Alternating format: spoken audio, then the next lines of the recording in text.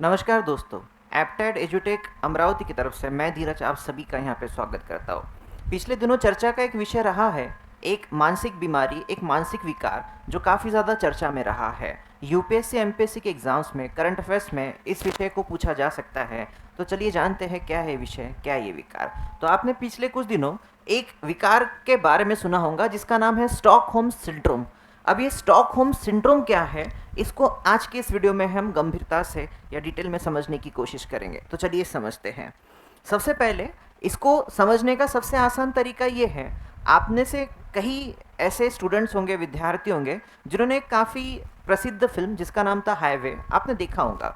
उस फिल्म की स्टोरी हमें पूरी जानने की ज़रूरत नहीं है, बट एक बेसिक तथ्य इस स्टोरी का हमें पता होना चाहिए। वो ये था कि इस स्टोरी में जो मेन फीमेल किरदार है, उस मेन फीमेल किरदार को एक किडनैपर जो है वो किडनैप कर लेता है, उसका अपहरण कर देता है और अपहरण करने के बाद उसके साथ उसकी जर्नी शुरू होती है। अभी जर्नी के दौरान बड़े मज़ेदार चीज़ होती है। सबसे मज़ेदार चीज़ ये होती है कि जो फीमेल कैरेक्टर जो इस फिल्म में बताई गई है, जो कि आलिया भट्ट ने इसमें रोल प्ले किया है, वो ये महसूस करती है कि वो जो किडनैपर है, इनिशियली उन्हें बुरा लगता है, बट लेटर ऑन वो रियलाइज़ करती है कि वो जो किडनैपर जो है, जिन्होंने उसका अपहरण किया है, वो एक अच्छा इंसान है और उसके प्रति आलिया भट्ट के मन में या फिर वो फीमेल आर्टिस्ट के मन में एक आदरपूर्ण, सम्मानपूर्व, ये एक सकारात्मक जो भावना है वो यहाँ पे पैदा हो जाती है और ये फील करना भूल जाती है कि वो एक किडनैपर के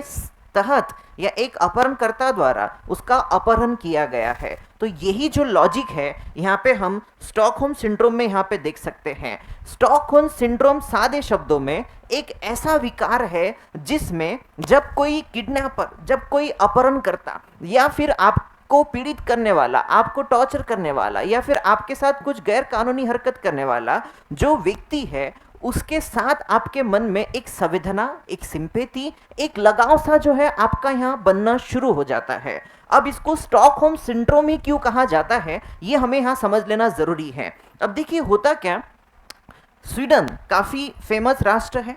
1973 में यहाँ पे क्या हुआ था कि एक बैंक डकैती के दौरान कुछ किडनैपर, कुछ अपहरणकर्ता ने क्या किया था, 4 बंधकों को यहाँ पे बंदी बना लिया था।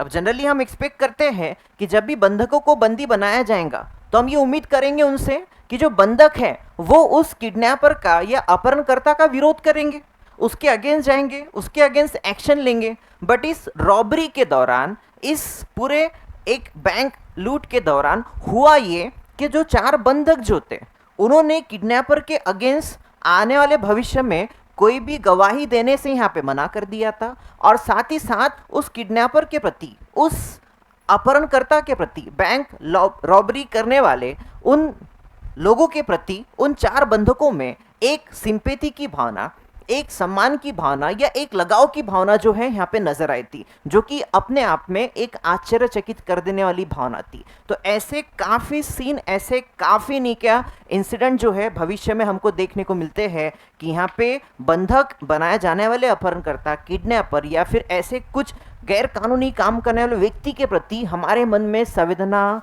या फिर सद्भावना पैदा होना, इसे कहा जाता है स्टॉकहोम सिंड्रोम, जो रिसेंटली यहाँ पे चर्चा में है। तो एग्जाम में आपको सीधा सीधा यहाँ पे क्वेश्चन आ सकता है कि स्टॉकहोम सिंड्रोम जो है ये क्या है। बाय द वे आपके जानकारी के लिए मैं यहाँ बता दूँ, स्टॉकहोम जो है ये एक यूरोपियन देश जिसका नाम है स्वीडन, उसकी कैपिटल है। आप सभी को यहाँ पे पता होना चाहिए, स्वीडन एक one of the famous countries में यहाँ पे आता है।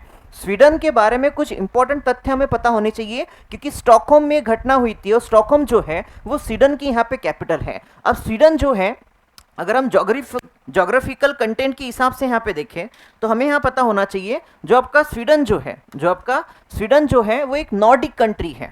नॉर्डिक कंट्री होने के साथ वो एक स्कैंडिनेवियन कंट्री भी है। स्कैंडिनेवियन कंट्रीज में आज के डेट में हम देखेंगे स्वीडन के साथ नॉर्वे, फिनलैंड, डेनमार्क और आइसलैंड, ऐसे सारे देश जो है यहाँ पे बिलोंग करते हैं। तो जोग्राफिकल जो नहीं क्या इसके रीजनल चीज़ें हैं हमें पता होनी चाहिए। एक नॉर्डिक नेशन भी है, ये स्कैंडिनेवियन देश भी है और तो और जो स्कैंडिनेवियन देश है उसमें सबसे बड़ा देश है ये भी हमें जानकारी के लिए यहाँ पे पता होना चाहिए। और सबसे इंपॉर्टेंटली दुनिया का जो सबसे प्रेस्टिजियस अवार्ड है नोबेल अवार्ड, वो भी स्वीडन के द्वारा ही यहाँ पे दिया जाता है। ये हमारे नॉलेज में यहाँ पे होना चाहिए। और साथ ही रिसेंटली पिछले 6 महीने 1 साल के दौरान स्वीडन जो है, जो काफ़ी चर्चा में रहे नॉर्थ अटलांटिक ट्रीटी ऑर्गेनाइजेशन जिसको हम नाटो बोलते हैं, उसका मेंबर बनने के लिए भी काफ़ी ज़्यादा उत्सुक है। इस वजह से भी स्वीडन जो है पिछले कुछ दिनों में चर्चा में रहा है। और सबसे इम्पोर्टेंट बात, अगर आप स्वीडन में घूमने चले गए, स्वीडन में अगर आप घूमने चले जाते हैं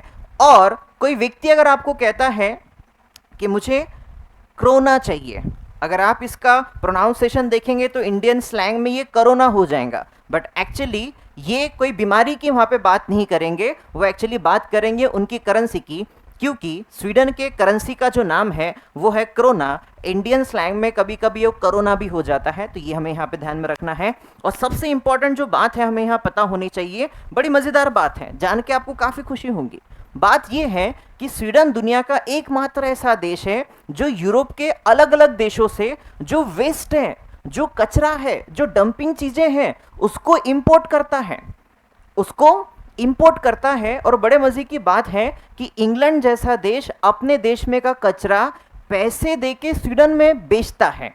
अब आप बोलेंगे स्वीडन इस कचरे का क्या करता होगा, कचरे का क्या ही उपयोग है, बट बड़े मजे की बात है स्वीडन इस वेस्ट का, इस कचरे का इस्तेमाल इलेक्ट्रिसिटी जनरेशन के लिए, रिसाइकल करने के लिए करता है और एक बड़ी मात्रा में बिजली बनाता है। तो ये हुई कुछ काम की बात, एक तरफ किसी का वेस्ट और उसी वेस्ट से स्वीडन यहाँ पे बिजली बना दे रहा है। और आपके सामने मैं यहाँ पे सवाल रखता हूँ, क्या भारत में ऐसा कोई शहर है, कोई ऐसा गांव है जहाँ पे कचरे से बिजली बनाई जा रही है? अगर आपको पता है तो कमेंट करके बताइए। जानकारी अगर आपको जानकारी महत्वपूर्ण लगी तो हमारे चैनल को लाइक करें, शेयर करें, सब्सक्राइब करें। शुक्रिया।